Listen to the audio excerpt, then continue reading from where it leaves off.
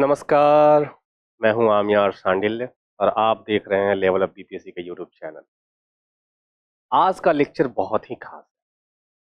खास इसलिए क्योंकि बीपीएससी के एग्जामिनेशंस में जितनी भी एग्जाम होती हैं बीपीएससी की, इसमें ये इसका सबसे खास रोल है और वो है बिहार का अपना इतिहास, बिहार का अपना भूगोल, बिहार की अपनी राजनीतिक व्यवस्था और बिहार की अपनी अर्थव्यवस्था। अर्थात ये जो हम सेक्शन पढ़ने जा रहे हैं वो पूरी की पूरी सेक्शन बिहार स्पेशल से जुड़ी हुई है, बिहार से संबंधित जीएस से जुड़ी हुई है।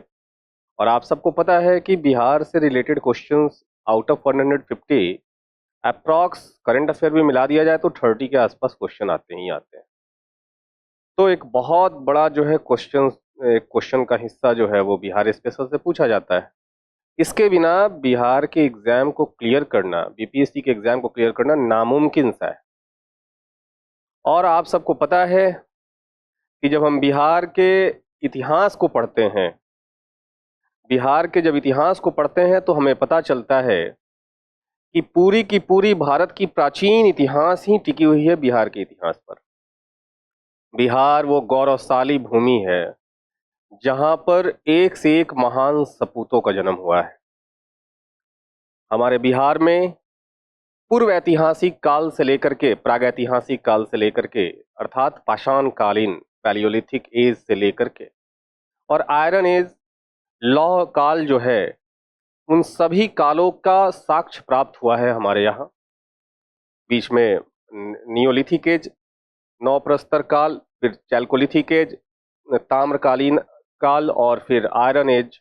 तो ये सारी जो काल हैं, सारा जो पीरियड है, उन सभी पीरियड्स की जो साक्ष्य हैं वो पाई गई हैं। अर्थात हमारे बिहार में पूर्व ऐतिहासिक काल से प्रागैतिहासिक काल से ही मानव की बसावट थी, वहां पे सेटलमेंट था। और इसके अलग अलग स्रोत भी मिले हैं और इन स्रोतों के बारे में हम पढ़ेंगे कि कौन कौन से स्रोत कहाँ कहाँ से प्राप्त हुए हैं, किस काल के स्रोत कहाँ से प्राप्त हुए हैं। हमारा बिहार दो महान धर्मों का भूमि रहा है। आप सबको पता है बौद्ध धर्म और जैन धर्म का उदय हमारे बिहार की धरती से ही हुई है। महान साम्राज्यों का भूमि है बिहार। मौर्य साम्राज्य जैसे महान साम्राज्य हुए, गुप्त साम्राज्य जैसे महान साम्राज्य हुए और महान शासक की उत्पत्ति हुई है हमारे बिहार की धरती से। चंद्रगुप्त मौर्य से लेकर के अशोक, जिनको अशोक दी महान, द ग्रेट, द अशोका कहा जाता है, उनकी धरती रही है बिहार। हमारा बिहार विश्व का प्रथम गणराज्य की भूमि रही है। प्रथम गणराज्य जो डेमोक्रेसी का कॉन्सेप्ट, जो रिपब्लिकनिज्म का कॉन्सेप्ट, गणतंत्र का जो एक कॉन्सेप्ट है, वो अगर कोई देने वाला है तो हमारे बिहार की भूमि, हमारे बिहार की धरती देने वाली है। वज्जी संघ नामक एक संघ हुआ करता था जो 8 संघों का एक महासंघ था, रिपब्लिकन सिस्टम थी वहां पे। जब हम यूपीएससी की प्रिपरेशन करते हैं या किसी भी अन्य स्टेट पीसीएस की एग्जाम की प्रिपरेशन करते हैं और जब हम प्राचीन काल के इतिहासों को पढ़ते हैं तो हमें पता चलता है कि हमारा प्राचीन काल की जो मुख्य केंद्र है वो बिहार रही है। बिना बिहार के इतिहास को पढ़े, बिना बिहार के इतिहास को पढ़े हम प्राचीन काल को पूरा नहीं कर सकते, प्राचीन काल के ज्ञान को पूरा नहीं कर सकते। गुप्त साम्राज्य में विक्रमादित्य द्वितीय, जिनको चंद्रगुप्त द्वितीय कहा जाता है, विक्रमादित्य जैसे महान शासक हुए हैं। स्वर्ण काल कहा जाता है गुप्त साम्राज्य को। तो ये बिहार की धरती एक बहुत अनमोल धरती है। मध्यकाल में भी आ जाइए तो मध्यकाल में भी कई महान शासकों, शेरशाह सूरी का प्रयोगशाला रहा है बिहार। उनके जितनी भी सुधार कार्यक्रम चले हैं, जितनी भी उन्होंने रिफॉर्म्स किए हैं एडमिनिस्ट्रेशन में, उसकी जो एक्सपेरिमेंटल लैंड है वो बिहार रही है।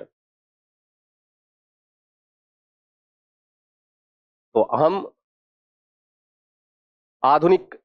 आधुनिक इतिहास की लेक्चर सीरीज में आधुनिक इतिहास की लेक्चर्स देख रहे हैं। उसके बाद हम प्राचीन और मध्यकालीन भी देखेंगे। तो हमारा इतिहास का लेक्चर सीरीज चल रहा है, पॉलिटी की लेक्चर सीरीज चल रही है और अब तीसरे विषय की बारी है और वो है हमारे बिहार स्पेशल के जीएस की, जिसमें हम शुरुआत करेंगे सबसे पहले इतिहास की, और उसके बाद बारी आएगी भूगोल की, क्योंकि बिहार स्पेशल में 2 सेक्शन सबसे ज्यादा प्रश्न पूछे जाते हैं, इतिहास और भूगोल। भूगोल भी बहुत केयरफुली पढ़ना है। और तब हम आएंगे इकोनॉमिक्स, इकोनॉमिक्स से क्वेश्चन पूछे जाएंगे। और जनरली इकोनॉमिक्स में कॉन्सेप्चुअल चीजें कम और फैक्चुअल चीजें ज्यादा पूछी जाती रही हैं एग्जामिनेशन में, तो उन पे हमारा फोकस रहेगा, जिसमें इकोनॉमिक सर्वे, बजट, बिहार की इकोनॉमिक सर्वे, बिहार की बजट पढ़ेंगे, फिर इंडिया की इकोनॉमिक सर्वे और इंडिया की बजट पढ़ेंगे, और कुछ इकोनॉमिक प्लानिंग के बारे में देखेंगे। आफ्टर इंडिपेंडेंस हमारा इकोनॉमिक प्लानिंग कैसा रहा है, जिसमें प्लानिंग कमीशन की और 5 ईयर प्लान के बारे में हम डिटेल पढ़ेंगे। इन सब चीजों को पढ़ते हुए हम समझेंगे कि बिहार में इकोनॉमिक ग्रोथ कैसा रहा है। तो पहला फोकस हमारा क्या होगा? हमारा फोकस होगा बिहार और बिहार के इतिहास को शुरू करने जा रहे हैं। उस बिहार की इतिहास को जहां पे वीर कुंवर सिंह जैसे सपूतों ने जन्म लिया, जिन्होंने अंग्रेजों को मजा चखाया 1857 की क्रांति में। आइए शुरू करते हैं बिहार स्पेशल की क्लास आज से। और आज से पहला लेक्चर है, हमारा पहला चैप्टर है आर्कियोलॉजिकल सोर्सेज। हमारी जो इतिहास की स्रोत हैं उनके बारे में हम पढ़ेंगे, उनकी एमसीक्यूज को सॉल्व करेंगे कि बिहार की इतिहास की स्रोत क्या है, हम कहाँ कहाँ से इतिहास को समझ सकते हैं, कैसे हमें पता चला कि यहाँ पे मौर्य साम्राज्य हुआ करता था, कैसे पता चला हमारे यहाँ गुप्त साम्राज्य हुआ करता था, कैसे पता चला कि यहाँ पे प्रागैतिहासिक काल में मानव रहते थे, जो है नौ प्रस्तर काल न्योलिथिक एज में मानव रहते थे या आयरन एज में मानव रहते थे। क्या ऐसी चीजें हमें प्राप्त हुई हैं जिनसे हम अपनी इतिहास का ताना बाना बुनते हैं। और इसी क्रम में हमारे सामने पहला क्वेश्चन हाजिर है, और ये है आपका पहला क्वेश्चन। चलिए आइए शुरू करते हैं। पहला क्वेश्चन हमारे सामने क्या है? Which of the following are the Bihar archaeological sources? निम्नलिखित में से कौन से बिहार के पुरातात्विक स्रोत हैं? कई सारे पुरातात्विक स्रोत हो सकते हैं, साहित्यिक स्रोत हो सकते हैं, पुस्तकों में उस समय के जो लेखक हैं उन्होंने लिखा, लेकिन पुस्तकों का लेखन जो लिखित रूप से जो इतिहास की समझ है वो तो बहुत बाद में ऐतिहासिक काल में आएगी, हिस्टोरिक पीरियड में आएगा। लेकिन प्री हिस्टोरिक पीरियड में हमारे पास लिखा हुआ इतिहास नहीं है। उस समय हमारे पास लेखन शैली नहीं थी, हमारे पास लिपि नहीं थी, हमारे पास जो है किसी प्रकार का भाषा नहीं था, या अगर था भी तो उसको हम पढ़ नहीं पाए। जैसे हड़प्पा कालीन सभ्यता की जितनी भी जो सोर्सेस पाई गई हैं, जो मुहरें पाई गई हैं, जो सील्स पाई गई हैं, उस पे जो लिपियों का लिखावट है वो हम आज तक पढ़ नहीं पाए हैं। कहाँ तक पढ़ पाए हैं? मौर्य काल की जो स्तंभ हैं, जो इंस्क्रिप्शंस हैं, उनको बस हम पढ़ पाए, वहां तक बस पढ़ पाए, वहां की लिपि को हम समझ पाए हैं, उसके पहले की लिपि को हम समझ नहीं पाए। तो उसके पहले लेखन शैली थी नहीं, एक स्ट्रक्चर्ड वे में वहां पे लिखी नहीं जाती थी इतिहास को।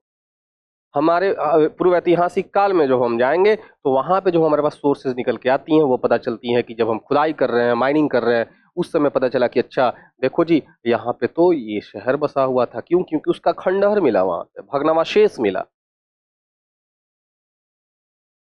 उस समय के कुछ औजार मिले, उस समय के कुछ मोहरे मिली, उस समय के कुछ जो है सील्स, मोहरे सील्स को ही कहते हैं। उस समय के कुछ गहने मिले, ज्वेलरी मिली, है ना, कुछ अनाज के तत्व मिल गए। या तब पता चला अच्छा इस समय तो ये फलाना अनाज की खेती होती थी, फलाना ये जो है गेहूं की या जौ की, बाजरा की, इन सब की खेती हुआ करती थी। तो हमें लिखित रूप में नहीं मिला, लेकिन हमें वहां पे जो साक्ष्य प्राप्त हुई है उसके आधार पे हमने एक काल्पनिक जो है एक इतिहास की रचना की है कि उस समय का समाज कैसा था, उस समय की समाज की जो है उस समय के समाज की जो परिस्थितियां रही होंगी वो कैसी रही होंगी, उस समय कैसी जो है सोशल लाइफ रही होगी, उस समय का पॉलिटिकल सिस्टम कैसा रहा होगा। वहां से प्राप्त साक्ष्यों के आधार पे हमें पता चलता है उस समय की इकोनॉमिक लाइफ कैसी रहोगी, अर्थव्यवस्था कैसी रही होगी, किस प्रकार से लेन देन होता होगा सामानों का, एग्रीकल्चर किस तरह का रहा होगा, है ना। तो फिर इस तरह से जो है हम अपनी चीजों को इमेजिन करते हैं और इतिहास का निर्माण करने का काम करते हैं। पूर्व ऐतिहासिक काल का कोई लिखित प्रमाण नहीं है, ऐतिहासिक काल में हमारी लेखन शैली विकसित होगी और उसके बाद जो है हमें लिखित रूप से इतिहास की प्राप्ति होगी। साथ ही साथ कई सारे साक्ष्य भी प्राप्त होंगे, जैसे गुप्तकालीन सिक्के प्राप्त हुए हमारे, हमें बहुत सारे, उससे पता चलता है कि गुप्त काल में किस प्रकार का अर्थव्यवस्था था, किस प्रकार की सिक्के हुआ करते थे, है ना। तो इस प्रकार, तो अब यहाँ पर है तो ताम्रपत्र एक तरह का जो है उस समय का राजा क्या करते थे ना, जैसे आज के वक्त में भी आप देखेंगे कि रोड्स बनती हैं तो रोड्स बनने के समय में शिलान्यास होता है, और शिलान्यास में लिखा रहता है फलाने जी के कर कमलों से, फलाने मंत्री जी के मुख्य अतिथि के उपस्थिति में, है ना। तो ऐसे करके ना शिला पट्टिका लगाई जाती हैं जहाँ पे कुछ कुछ नई चीजें शिलान्यास होती हैं, बिल्डिंग्स का शिलान्यास हुआ, उद्घाटन हुआ, तो उस दौरान जो है ना वो शिला पट्टिका लगाई जाती हैं, रॉक एडिक्ट्स लगाई जाती हैं, और उस पे जो है वो उत्कीर्ण रहता है ना, जिसमें लिखा रहता है कि फलाने जी के कर कमलों द्वारा उद्घाटित किया गया फलाने जी के मुख्य उपस्थिति में, है ना। तो ये इस प्रकार से भी उस समय के शासक जो है रॉक एडिक्ट जो है जगह जगह लगवाते थे, या कहीं कहीं जो है मेटल के कहीं ताम्रपत्र, जनरली वहाँ उस समय ताम्रपत्र बहुत ज्यादा हुआ करता था, कॉपर प्लेट्स जो है उस पे जो है वो उत्कीर्ण करवा करके और जगह जगह लगवाते थे, जिसमें उस समय के शासकों का कोई नीतियों का, उस समय के जो शासक हुआ करते थे उनकी नीतियों का उस समय उसमें उनकी नीतियों को लिखा जाता था, या कहीं कई बार शासक कहीं विजय प्राप्त करके आया तो उसकी मुनादी करवाई जाती थी, उसकी घोषणाओं को उसमें लिखा जाता था, ताकि जो है आम जनता को भी पता चले कि शासक करना क्या चाहता है, शासक की नीतियां कैसी है और शासक किस चीज का उद्घोषणा कर रहा है। तो ये ताम्रपत्र पाई गई है, सही है। फिर खंडहर भी पाए गए हैं, कई जगह चले जाइए, मौर्यकालीन खंडहर कुम्हार में, पटना में जब आप इंटर करते हैं जब पटना में इंटर करते हैं महात्मा गांधी सेतु से होते हुए और कंकड़बाग की तरफ आप जाते हैं, तो कंकड़बाग से पहले हमारी कुम्हरार आती है। कुम्हरार में कुम्हरार में एक पार्क है, वो पार्क दरअसल नहीं है, वो आप जब इंटर करते हैं तो पता चलता है कि अच्छा यहाँ पे तो चंद्रगुप्त मौर्य का जो है यहाँ पे महल हुआ करता था, यहाँ पे चंद्रगुप्त मौर्य जो है अपनी दरबार लगाया करते थे, बहुत सारी वहाँ पे अवशेष की प्राप्ति हुई है, भग्नावशेष खंडहर की प्राप्ति हुई है, तो सही है। सिक्के भी कई सारे पाए गए हैं, पुराने सिक्के जो प्राचीन काल के सिक्के थे उनको आहत कहा जाता था, तो प्राचीन काल के सिक्कों से लेकर के और गुप्त काल के सिक्कों की प्राप्ति हुई है। तो ये तीनों ही जो है पूरा तात्विक स्रोत है ये जानकारी हासिल करने के लिए कि बिहार का इतिहास कैसा रहा है, बिहार में किन लोगों ने शासन किया है और किस प्रकार का सामाजिक परिवेश रहा है, सामाजिक स्थिति कैसी रही है और किस प्रकार का पॉलिटिकल सिस्टम रहा है, किस प्रकार का इकोनॉमिक लाइफ रहा है। इन सब चीजों से पता चलता है कि हमारा बिहार का इतिहास क्या है। तो बिहार का पुरातात्विक स्रोत ताम्रपत्र भी है, खंडहर भी है, सिक्के भी हैं। तो हम उपरोक्त में से एक से अधिक के साथ जाना चाहेंगे। More than one of the above is the correct answer. We should go further in the question number 2। Question number 2 क्या है, देखिए जरा सा क्वेश्चन नंबर 2 क्या कहता है।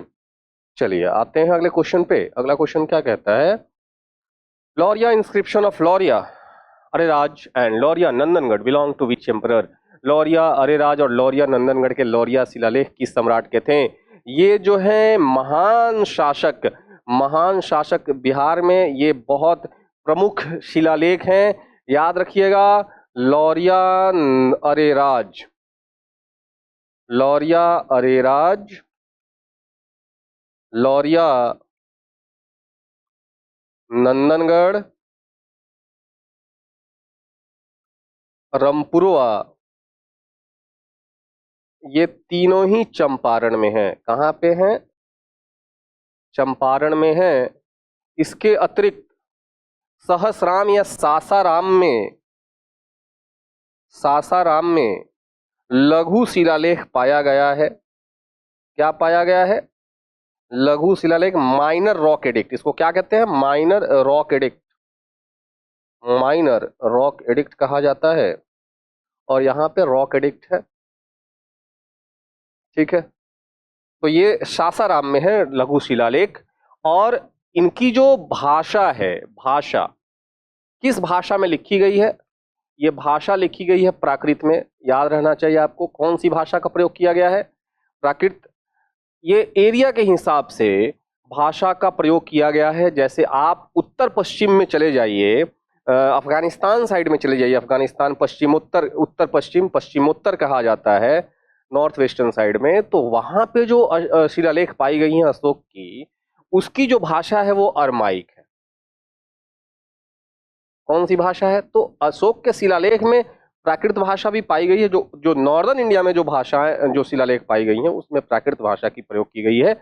अब पश्चिमोत्तर प्रांत में जो अरमाइक यूज की गई है। इसके अलावा खरोष्टी, कहीं कहीं कौन सी भाषा भी पाई गई है, खरोष्टी भाषा में भी इसकी शिलालेख पाई गई है।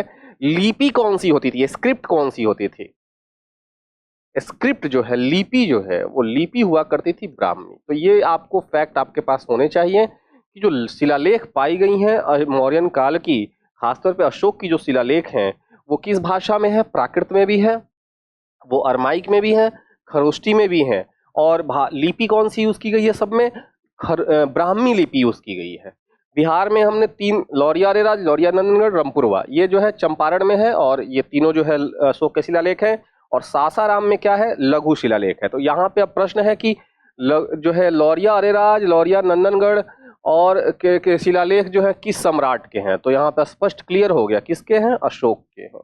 अशोक के शिलालेख ये हैं। तो चलिए पहला जो है आंसर हो गया, यहाँ पे B number is the correct answer. B is the correct answer. हम आगे बढ़ते हैं, फर्दर अगले क्वेश्चन पे हम बढ़ते हैं और आगे देखते हैं। क्वेश्चन नंबर 3 क्या कहता है? क्वेश्चन नंबर 3 है कुछ यूं। क्वेश्चन नंबर 3 क्या कहता है? तो the language of Mauryan inscription found in Bihar. अब यहाँ पे प्रश्न सीधे क्लियर पूछ रहा है कि बिहार में पाए जाने वाले जो शिलालेख हैं उसकी भाषाएं क्या हैं? तो जनरली नॉर्दर्न इंडिया में जितनी भी शिलालेख पाई गई हैं उसकी भाषा क्या है? अभी अभी मैंने बताया कौन सी?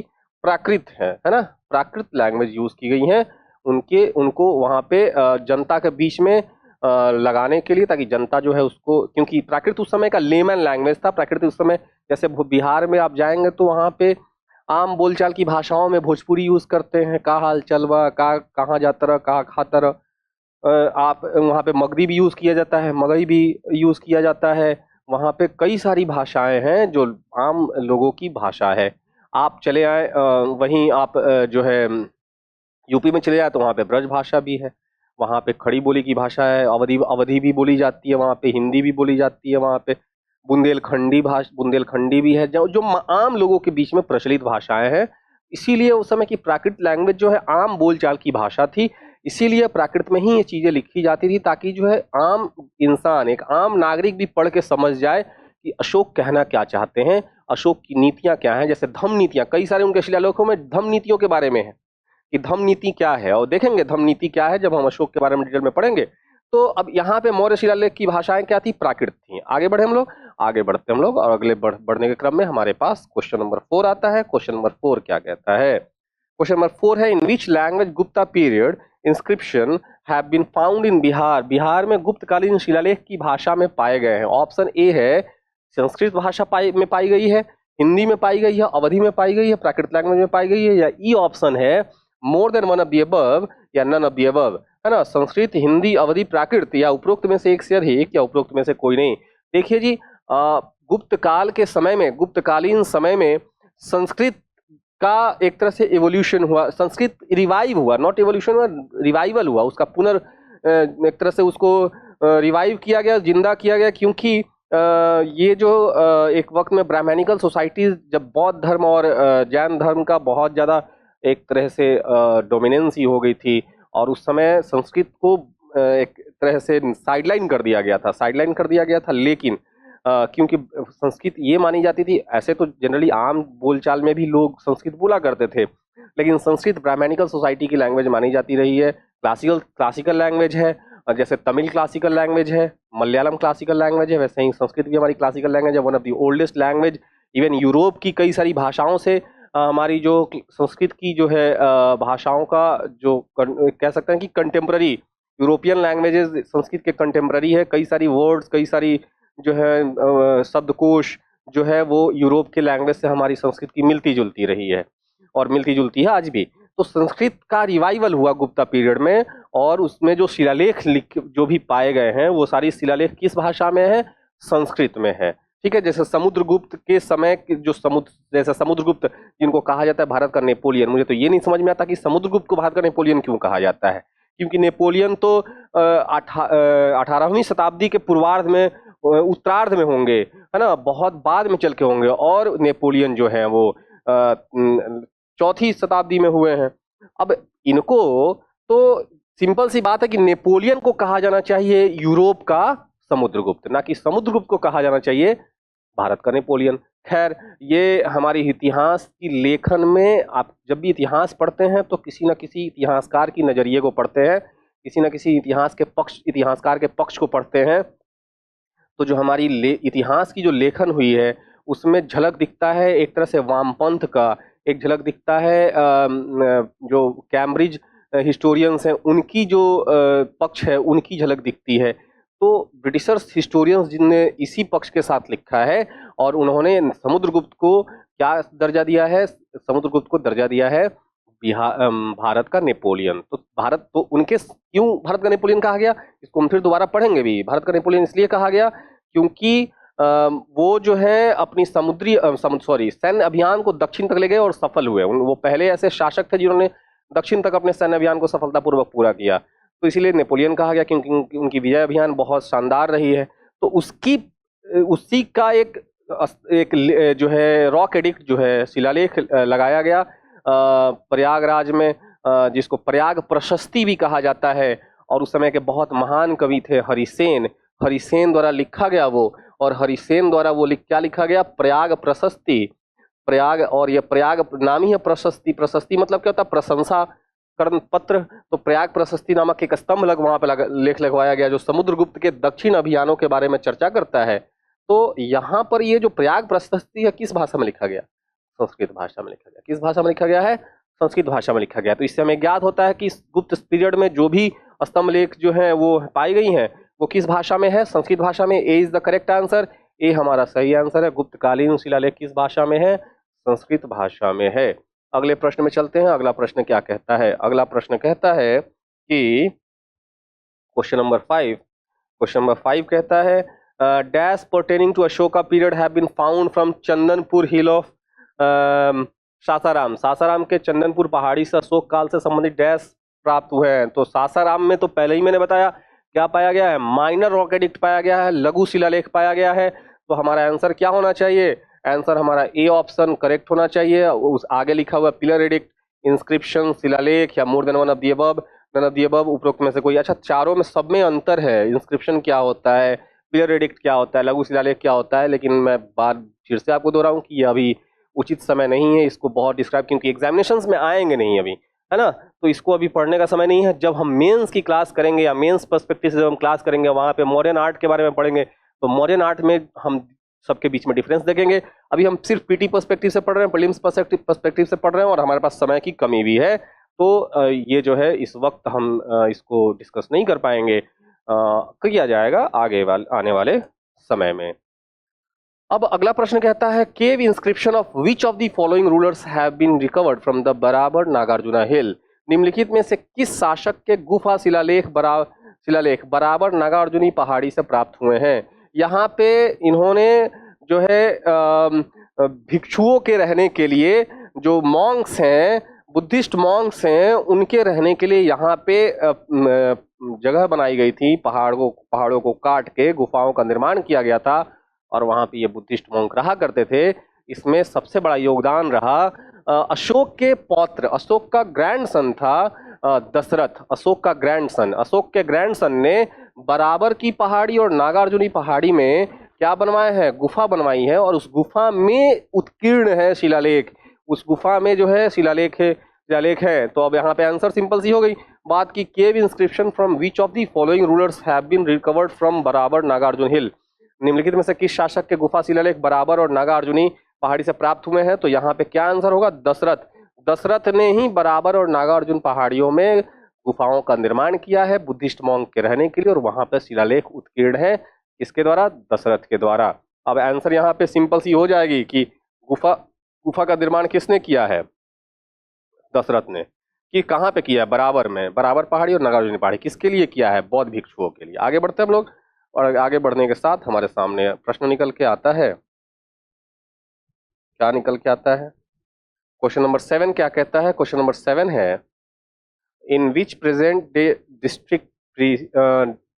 डिस्ट्रिक्ट, अभी का जो समय में जो भी जिले हैं वहां पे प्री हिस्टोरिक पीरियड चेचर कहाँ पे है, चेचर में ताम्र, एक तो नियोलिथिक चेचर में कहाँ कब की पाई गई हैं। चेचर है यहां पर आपकी नियोलिथिक मतलब 9 प्रस्तर काल की साक्ष्य प्राप्त हुई है। याद रखिएगा 9 प्रस्तर नियोलिथिक पाई गई हैं। उसके अलावे यहाँ पे ताम्र प्रस्तर काल की भी पाई गई हैं साक्ष्य। चैल्कोलिथिक जिसको एज कहते हैं, तांबा का युद्ध। चैल्कोलिथिक इसलिए कहते हैं क्योंकि यहाँ पे तांबा भी दिखेगा और पत्थर भी दिखेगा। चैल्कोलिथिक, लिथिक मतलब रॉक होता है और चैल्को मतलब तांबा को कह रहा है ये। तो तांबा और पत्थर दोनों के ही यहाँ पे औजार मिलते हैं। ताम्र प्रस्तर के भी साक्ष्य मिलते हैं चैल्कोलिथिक। उसके अलावा यहाँ पे आयरन एज के भी साक्ष्य मिलते हैं, लौह काल के भी साक्ष्य मिलते हैं। इसके अलावा एक और है, नाम है इसका चिरांद, याद रखिएगा चिरांद। चिरांद जो है यहां पे भी जो है नियोलिथिक, यहां पे भी चैल्कोलिथिक और आयरन एज की साक्ष्य प्राप्त हुई हैं। चेचर जो है वो आज के वक्त में वैशाली जिला में है। कहां पे है? वैशाली जिला में। वहीं चिरांद जो है वो आज के वक्त में सारण जिला में। कहां पे है? सारण जिला में ये है। ठीक है, तो यहां पे पूछ रहा चेचर कहां पे, तो चेचर कहां पे होगा? वैशाली जिला में। C is the correct answer. Madhubani नहीं होगा, दरभंगा नहीं होगा, वैशाली होगा, मुजफ्फरपुर नहीं होगा। तो Vaishali is the correct answer. Chechar जो है वो वैशाली में पाया जाता है। अगले प्रश्न में बढ़ते हैं। अगला प्रश्न क्या कहता है? अगला प्रश्न कहता है कि रिसोर्स सोर्सेस से रिलेटेड ही क्वेश्चन होगा ऑब्वियसली, जब हम उसी चैप्टर को पढ़ रहे हैं कि आर्कियोलॉजिकल सोर्सेस क्या है हमारे बिहार की हिस्ट्री की, तो हम उसी से रिलेटेड क्वेश्चन यहाँ पे देखेंगे। तो अगला प्रश्न क्या कहता है? What is the next question?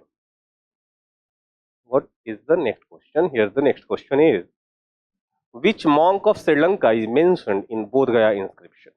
ठीक है, बोध गया में एक शिलालेख की खुदाई में शिलालेख पाई गई है। बोध गया में एक शिलालेख पाया गया है। ये शिलालेख जो है श्रीलंका के एक बौद्ध भिक्षु से रिलेटेड है। ये शिलालेख जो है वो जो है श्रीलंका के बौद्ध भिक्षु का इसमें नाम मेंशन किया गया है। श्रीलंका का बौद्ध भिक्षु।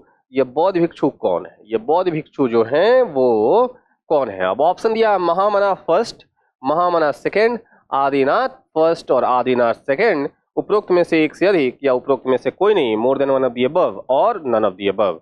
क्या आंसर होगा इसमें? क्या उसमें कोई, इन चारों में कोई संत है, बौद्ध भिक्षु हैं जिन्होंने भ्रमण किया था बोध गया का और जो है उनका नाम यहाँ पे लिखा हुआ है, या एक भी नहीं है? तो आंसर हमारा होगा बी, महामना द्वितीय। महामना द्वितीय जो है हमारा करेक्ट आंसर है। महामना द्वितीय का नाम बोध गया से प्राप्त शिलालेख में पाया गया है जो श्रीलंका से संबंध रखते हैं। अगले प्रश्न में बढ़ा जाए। अगला प्रश्न क्या कहता है? Question number 9। क्वेश्चन नंबर 9 क्या है जरा सा देखा जाए। ओके, क्वेश्चन नंबर 9 क्या कहता है? तो क्वेश्चन नंबर 9 हमारे सामने हाजिर है कुछ यूं, in which of the places stone inscription related to Gupta period are found. गुप्त काल से संबंधित शिलालेख कहाँ पाई गई हैं? अच्छा, अभी इसके ऑप्शन के अकॉर्डिंग चलते हैं। Option A Patna, option B Gaya, option C Nawada, option D Bhagalpur. More than one of the above या नन ऑफ द अबव। उपरोक्त में से कोई एक से अधिक या उपरोक्त में से कोई नहीं। अच्छा, शिलालेख, एक मुहरे भी, गुप्त काल की मुहरे भी पाई गई हैं। गुप्त काल की जो मुहर पाई गई है वो नोट आपको पता होना चाहिए। गुप्त काल की जो सील है, जो मुहरे हैं, वो कहाँ पाई गई हैं? मुहर जो है वो पाई गई है नालंदा से। कहाँ से पाई गई है? याद रखिएगा, नालंदा से पाई गई हैं मुहरे। लेकिन यहाँ पे पूछ रहा है शिलालेख कहाँ से पाई गई हैं, तो शिलालेख जो पाई गई है वो पाई गई है नवादा से। कहाँ से पाई गई है? नवादा से। Nawada is the correct answer. In which of the places stone inscription related to Gupta period found. Nawada से जो है गुप्त काल की शिलालेख पाई गई है। बोध गया से भी पाई गई है, वो हम देखेंगे बाद में। लेकिन यहाँ पर ऑप्शन सिर्फ गया है, बोध गया नहीं है, तो गया और बोध गया अलग अलग है ना। चलिए अगले प्रश्न में बढ़ते हैं। अगला प्रश्न जो है क्या है? अगला क्वेश्चन है in Gupta period Bihar coins made of which metal were in use. गुप्तकालीन बिहार के किस धातु से बने सिक्के प्रचलन में थे? सोना, चांदी, तांबा, gold, silver, copper. Option D है उपरोक्त में से एक से अधिक या उपरोक्त में से कोई नहीं। तो आपकी जानकारी के लिए मैं बता दूं कि गुप्त काल में तीनों ही धातुओं से बनी हुई सिक्के पाई गई हैं। सोने की भी सिक्के, हालांकि सोने के सिक्के ज्यादा, इसलिए स्वर्ण युग की भी संज्ञा दी गई है। सोना बहुत मात्रा में पाया जाता है इस समय यहाँ पे, सोने के सिक्के। तो सोना के भी सिक्के प्रचलित हैं, चांदी के भी सिक्के प्रचलित हैं और तांबा के भी सिक्के प्रचलित हैं। और जो गुप्तकाल की सोने की सिक्के हुआ करती थी उनको दिनार कहा जाता था, पता होना चाहिए आपको। उनको क्या कहा जाता था? दिनार कहा जाता था। याद रखिएगा कि गुप्तकाल के सोने के सिक्के को क्या कहा जाता था? दिनार कहा जाता था। हालांकि इस प्रश्न के अनुसार क्या होगा? ऑप्शन डी, उपरोक्त में से एक से अधिक, मोर than one of the above, क्योंकि ये तीनों ही प्रकार की सिक्के पाई गई हैं गुप्तकाल के समय में। ठीक है, तो आगे आते हैं हम लोग क्वेश्चन नंबर 11 पे। क्वेश्चन नंबर 11 क्या कहता है वो हम देखे जरा, और उसके क्रम में हमारे सामने क्वेश्चन नंबर 11 हाजिर है। चलिए आइए प्रश्न देखते हैं। प्रश्न कहता है which word has been used in Jataka tales to describe gold coin. जातक कथाओं में सोने के सिक्कों का वर्णन करने के लिए किस शब्द का प्रयोग किया गया? जातक कथा क्या है? जातक कथा पहले तो किस धर्म से संबंध रखता है? जातक जो ये टेल्स है, जातक कथा जो है वो किस धर्म से संबंध रखता है? ये बौद्ध धर्म से संबंध रखता है। किस धर्म से संबंध रखता है? बौद्ध धर्म की पुस्तक है। अच्छा, जातक कथा में है क्या? जातक कथा में जो है बुद्ध के पुनर्जन्म की कहानी है। बुद्ध के पुनर्जन्म की कहानी है। ठीक है, पुनर्जन्म की कहानी इसमें जातक कथाओं में लिखी गई है। ठीक है, तो यहां पर कह रहा है कि सोने के सिक्के को किस शब्द से जो है वर्णित किया गया है? तो रूपक, पहला ऑप्शन है रूपक, बी है कनिष्क, सी है निष्क, डी है कर्ण। उपरोक्त में से एक से अधिक या उपरोक्त में से कोई नहीं। तो बता दूं आपके आंसर के लिए कि निष्क जो है वो शब्द कही जाती थी सोने के सिक्के को। किस, कहां पे? जातक कथाओं में सोने के सिक्के को क्या कहा गया है? निष्क कहा गया है। इसके अलावे बृहदरणायक उपनिषद में भी सोने के सिक्के को निष्क कहा गया है। किसमें? बृहदरणायक उपनिषद में भी सोने के सिक्के को निष्क कहा गया, या सतनाम भी कहा गया है। निष्क भी कहा गया है या सतनाम भी कहा गया है। ठीक है, शतनाम। ठीक है, तो ये शब्द याद रखिएगा, ये सिर्फ जातक कथाओं में सोने के सिक्के को निष्क नहीं कहा गया है, बृहदरणायक उपनिषद में भी इसको कहा गया है क्या? निष्क या शतनाम। ठीक है, बढ़ते हैं अगले क्वेश्चन में। अगला क्वेश्चन क्या कहता है? अगला क्वेश्चन है जो है क्या है भाई? पहले तो ये मिटाया जाएगा, उसके बाद अगला क्वेश्चन आएगा। तो अगला क्वेश्चन 12 नंबर क्वेश्चन क्या कहता है? 12 नंबर क्वेश्चन कुछ यूं है कि who discovered Bodhi temple situated at बोध गया। बोध गया में स्थित बोधि मंदिर की खोज किसने की है? खुदाई में मिली ये, पता चला कि अच्छा यहाँ पे जिसको महाबोधि मंदिर भी कहा जाता है, महाबोधि मंदिर की खोज किसने की है? तो ये की है कनिंघम ने। किसने की है? कनिंघम जो है आर्कियोलॉजिकल सर्वे ऑफ इंडिया के प्रथम अध्यक्ष हुआ करते थे। 1861 में एस्टैब्लिश किया इन्होंने, और उसके अध्यक्ष थे। उन्होंने बहुत सारी जो है हिस्टोरिकल प्लेसेस, मॉन्यूमेंट्स की खोज करी है, जिसमें बोध गया में ही जो है सराय टीला में पाल काल का बौद्ध विहार का भी खोज किया है इन्होंने। इसके अतिरिक्त जो है कई सारी जो है एक आर्कियोलॉजिकल हिस्टोरिकल प्लेसेस की खोज करी है इन्होंने। तो यहाँ पे बोध गया में जो बोधि मंदिर है उसकी खोज किसने करी है? कनिंघम ने करी है। आगे बढ़ते हैं, अगला क्वेश्चन क्या कहता है? अगला क्वेश्चन 13 नंबर क्या कहता है? 13 नंबर क्वेश्चन है in which of the following places the famous stone edict of Kumaragupta and Skandagupta has been found. निम्नलिखित में से किस स्थान पर कुमारगुप्त और स्कंदगुप्त की प्रसिद्ध शिलालेख हैं? कुमारगुप्त और स्कंदगुप्त दोनों ही किस वंश से संबंध रखते हैं? ये दोनों ही गुप्त वंश से संबंध रखते हैं, महान शासकों में से हैं। और इनका जो है शिलालेख पाई गई है वो कहाँ से पाई गई है? नालंदा से पाई गई है। कहाँ से पाई गई है? नालंदा से। तो याद रखिएगा कुमारगुप्त की शिलालेख। और जब गुप्त साम्राज्य में आएंगे तो बहुत डिटेल में चीजों को पढ़ेंगे। हम यहाँ पे सिर्फ आर्कियोलॉजिकल रिसोर्सेज को पढ़ रहे हैं, आर्कियोलॉजिकल सोर्सेज को पढ़ रहे हैं, जो ऐतिहासिक बिहार के ऐतिहासिक स्रोत हैं उनके बारे में पढ़ रहे हैं। तो इसीलिए हम उसी पे फोकस्ड क्वेश्चन पे हमारा फोकस रहेगा। और कुमारगुप्त और स्कंदगुप्त दोनों की शिलालेख कहाँ से पाई गई हैं? रॉक एडिक्ट कहाँ से पाई गई हैं? नालंदा से पाई गई हैं। ठीक है, नालंदा से पाई गई हैं। Answer is the C. Answer क्या होगा? हमारा सी होगा। और आगे बढ़ते हैं अगले क्वेश्चन में। अगला क्वेश्चन क्या कहता है? क्वेश्चन नंबर 14 हमारे सामने है। क्वेश्चन नंबर 14 कहता है according to the Brihadaranyaka Upanishad the king of Videha dash had been gold coins in donation। Brihadaranyaka Upanishad के अनुसार विदेह के राजा डैश ने दान में सोने के सिक्के। और यहीं देखो बृहदरणायक उपनिषद आया ना, बृहदरणायक उपनिषद यहाँ पे आया तो, और यहाँ पे सोने के सिक्के भी आया। बृहदरणायक उपनिषद भी आया और यहाँ पे सोने के सिक्के दिया। और यहाँ सोने के सिक्के को क्या कह रहे हैं? सोने के सिक्के को ये निष्क कह रहे हैं यहाँ पे, या शतनाम भी कहते हैं। क्या कहते हैं? सतनाम भी। तो अब पता है विदेह के राजा कौन थे? विदेह के राजा कौन थे बताइए? विदेह के राजा जनक थे, है ना? जनक थे। ऑप्शन ए हमारा सही होगा, option A is the correct answer. Videha के राजा जनक ने क्या दान दिया? सोने के सिक्के अर्थात निष्क और सतनाम दान में दिए हैं। अगले प्रश्न में बढ़ा जाए। अगला प्रश्न क्या कहता है? अगला प्रश्न है 15 नंबर, कुछ ये है ना, कुछ ये है, क्या है? क्वेश्चन नंबर 15 कहता है कि which is the ruler connected with the Munger copper plate edict. Munger में ताम्रपत्र जो मिला है, जो ताम्रपत्र मिला है, वो किस शासक से संबंध रखता है? ये पाल काल, अच्छा, दोनों तीनों ही पाल काल से संबंध रखते हैं। तीनों ही पाल काल के महान शासक हैं। महिपाल को जो है पाल वंश द्वितीय संस्थापक कहा जाता है पाल वंश का, क्योंकि पाल वंश जो है एक तरह से पतन के काल में चली गई थी, लेकिन महिपाल के आने के बाद से फिर से वापस जो है पाल वंश रिवाइव होता है, तो इसलिए इसको द्वितीय संस्थापक भी कहा जाता है। और Devapala one of the greatest ruler of Pala वंशा।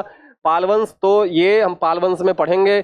यहाँ पे हम सिर्फ पढ़ रहे हैं कि भाई ये मुंगेर ताम्रपत्र जो है वो किस शासक से संबंधित है। तो भाई किसके शासक है? ना तो धर्मपाल से संबंधित है, ना ही महिपाल से संबंधित है। ये संबंधित है तो है किससे? देवपाल से संबंधित है, ना ही धर्मपाल से, ना ही महिपाल से। मुंगेर ताम्रपत्र है तो किससे संबंधित है? मुंगेर ताम्रपत्र देवपाल से संबंधित है। ठीक है, मुंगेर ताम्रपत्र। चलिए अगले क्वेश्चन पे चलते हैं। अगला क्वेश्चन क्या कहता है? अगला क्वेश्चन कुछ यूं है। अगला क्वेश्चन क्या है? कुछ यूं, है ना? क्या है अगला क्वेश्चन? कुछ यूं है। चलिए देखिए, क्वेश्चन नंबर 16 है, from Deo Barunark near the Arrah district a stone edict of dash has been recovered. Deo के आरा के पास एक देववर्णक जगह है, देववर्णक, वहां पे किसका शिलालेख पाया गया? कृष्णगुप्त, अमरगुप्त, आदित्य सेन, जीवित गुप्त द्वितीय। देखिए, परवर्ती पोस्ट गुप्ता पीरियड का ये संस्थापक है। कृष्णगुप्त क्या है? पोस्ट गुप्ता पीरियड के संस्थापक हैं। Founder of post Gupta period के संस्थापक कौन है? कृष्णगुप्त। आदित्य सेन महानतम शासक है पोस्ट गुप्ता पीरियड के, महानतम शासक है। इन्होंने एक अश्वमेध यज्ञ किया था। आदित्य सेन के समय में एक अश्वमेध यज्ञ हुआ था, याद रखिएगा। महानतम शासक है पोस्ट गुप्ता पीरियड के, परवर्ती गुप्त के। और इन्होंने क्या किया था? अश्वमेध यज्ञ भी किया था जी ये। लेकिन अब यहाँ पे आइए, आरा के पास, देववर्णक के पास जो शिलालेख पाई गई वो किसकी है? वो जीवित गुप्त द्वितीय की है। किसकी है? जीवित गुप्त सेकंड की है। आदित्य सेन से संबंधित एक शिलालेख पाई गई है, और ये है मंदार पर्वत के पास पाई गई है। मंदार पर्वत, इसकी जो है, इसकी शिलालेख कहाँ पाई गई है? आदित्य सेन की। आदित्य सेन से संबंधित शिलालेख कहाँ पाई गई? मंदार पर्वत। और मंदार पर्वत कहाँ पे है? बांका जिला में है, याद रखिएगा। मंदार पर्वत बांका जिला, याद रखिएगा। हमारे हम जब अपने ग्रंथों का अध्ययन करते हैं उसमें मंदार पर्वत का बहुत ऐतिहासिक महत्व है, क्योंकि यही वो मंदार पर्वत है जिससे सागर का मंथन हुआ था वासुकी नाग की मदद से। यही मंदार पर्वत ने वो मथनी का काम किया था। वासुकी को जो है लपेट दिया गया था, और एक तरफ से राक्षस उसको खींच रहे थे और एक तरफ से देवता। और उस दौरान जो है समुंदर से विष भी निकला, समुंदर से अमृत भी निकला, समुंदर से कामधेनु भी निकला, समुंदर से कल्प वृक्ष भी निकला। कई सारी चीजें वहां से निकली, और वो असुर और देव में बढ़ता चला गया। और आपको पता होना चाहिए कि पहले विष निकला था, और विष कौन पीने को तैयार होगा? न असुर पीने को तैयार, न देव। तो देव ने दिमाग लगाया, कौन तैयार हुआ? शंकर जी, हमारे शिव। और शिव ने उसे गटक लिया। आज भी यहाँ पे नीला है, वो यहाँ नहीं है। यहाँ पर उनका जो है विष अभी भी जमा है, जो हलाहल जो है, और इसीलिए यहाँ पे क्या हो गया? नीला हो गया। और उनको क्या कहा जाता है? नीलकंठ कहा जाता है। और ये जलता रहता है, उनका जलन होती रहती है। तो वो जो है नाग को लपेट के रखते हैं ताकि शीतलता मिलता रहे यहाँ पर। ऐसा कुछ मान्यता है हमारी। और यही कारण है, विष देवताओं ने पिया तो अमृत भी निकला, तो उस पर हक किसका हुआ? अब असुर डिमांड तो कर रहे थे कि अमृत हमें भी चाहिए। अब लड़ाई हो गई दोनों में, अब दोनों में लड़ाई हो गई, तो विश्व मोहिनी, विष्णु यहाँ पे अवतार लेंगे किस रूप में? मोहिनी के रूप में। और मोहिनी का रूप से मोहित हो गए, असुर भी मोहित हो गए और देवता भी मोहित हो गए। और मोहिनी का रूप धारण करके, और मोहिनी का रूप धारण करके उन्होंने देवताओं को जो है अमृत पिलाया। असुर को प्राप्ति नहीं हुई, और उसी क्रम में एक राक्षस जो है वो छुप के बैठ गया, देवताओं के रूप बदल के देवताओं के ग्रुप में बैठ गया और वो अभी एक बूंद पिया ही था, तब तक चंद्रमा, जो चंद्र देवता हैं, वो पहचान गए कि यार ये तो राक्षस है, और वो वहां से भागता है और भागने के क्रम में जो है चंद्र जो है उसको दो हिस्से में काट देते हैं, क्योंकि वो अमृत का बूंद पी चुका था शायद। तो अब वो दो हिस्से में, राहु और केतु, धड़ और जो है नीचे का धड़ा जो है ऊपर का धड़ा अलग अलग हो गया, लेकिन मरा नहीं। तो एक राहु हुआ और एक केतु हुआ, इसीलिए राहु और केतु का चंद्रमा से 36 का आंकड़ा चलता है, ऐसा जैसे कि माना जाता है। खैर, हम आते हैं अपने प्रश्न पे वापस।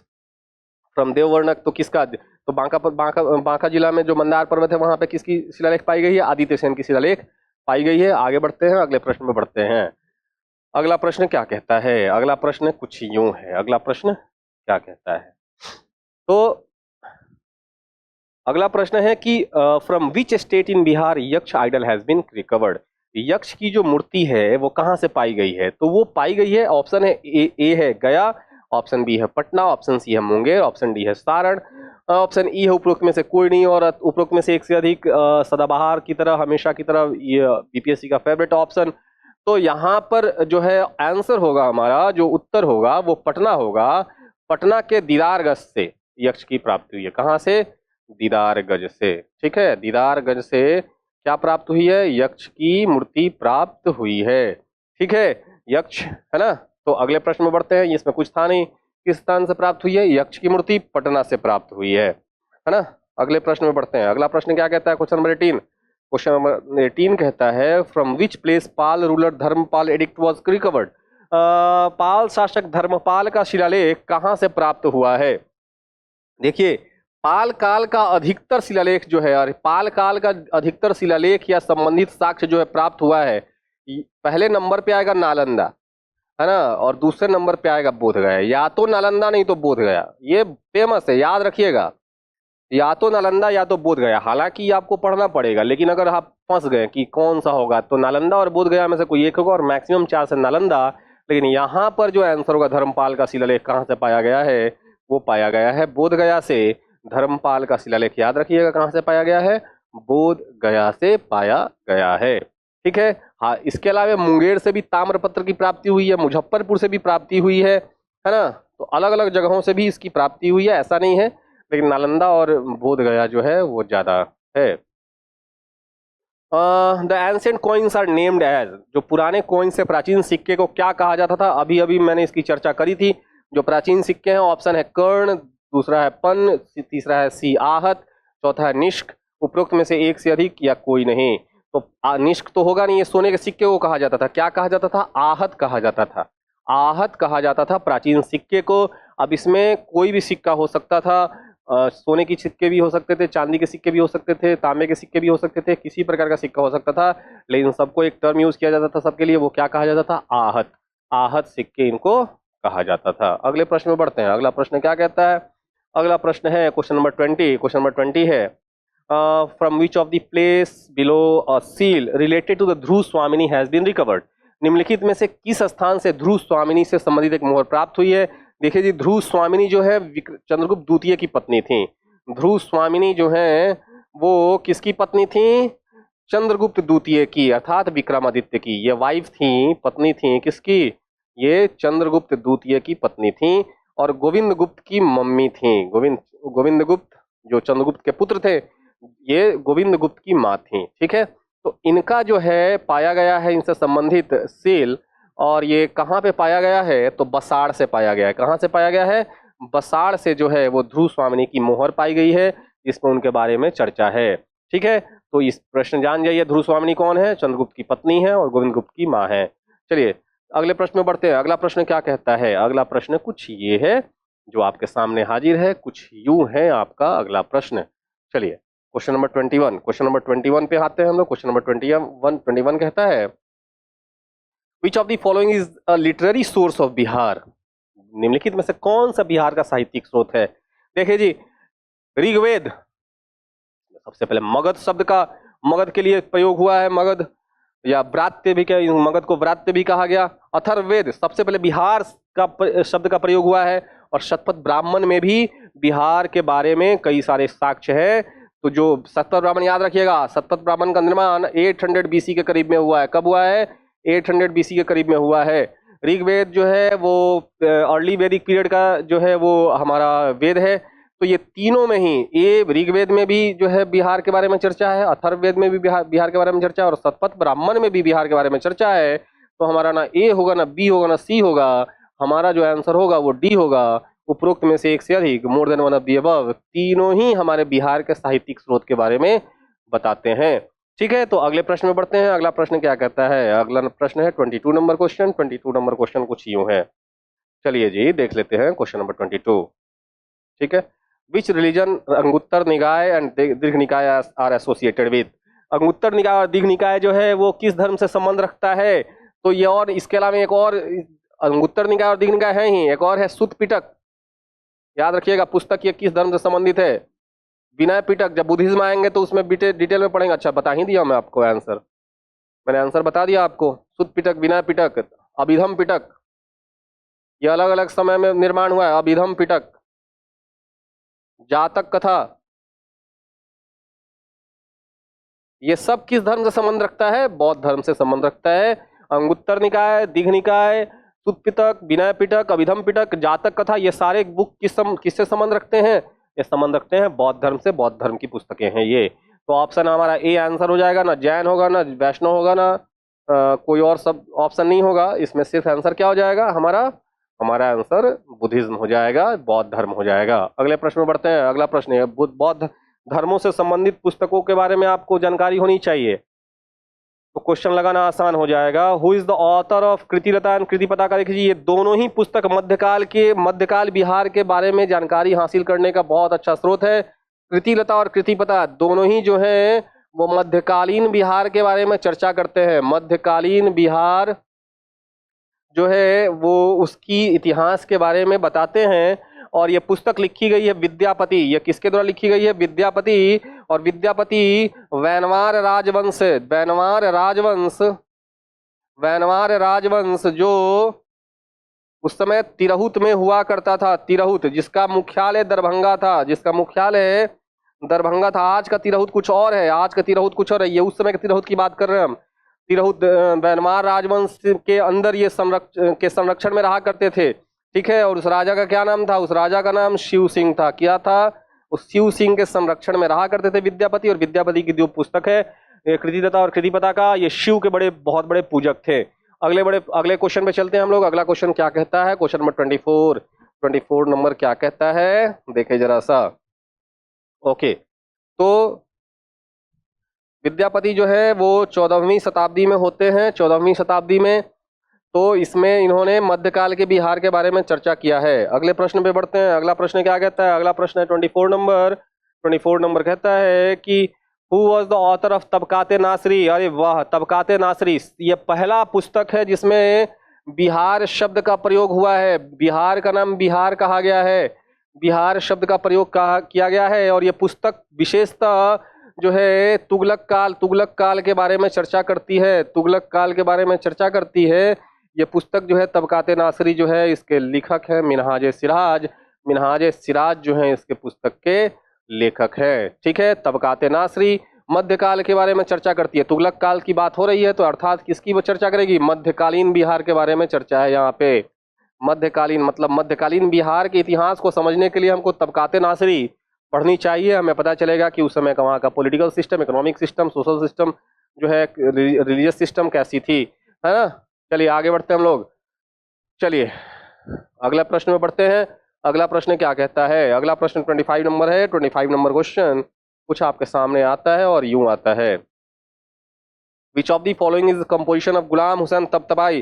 गुलाम हुसैन तबतबाई, ये भी जो है गुलाम हुसैन तबतबाई जो है मध्यकाल के लेखक हैं। गुलाम हुसैन तबतबाई मध्यकालीन लेखक है। मध्यकालीन बिहार के बारे में चर्चा करते हैं। मध्यकालीन बिहार के बारे में चर्चा करते हैं। सल्तनत काल के लेखक हैं। सल्तनत काल के लेखक हैं।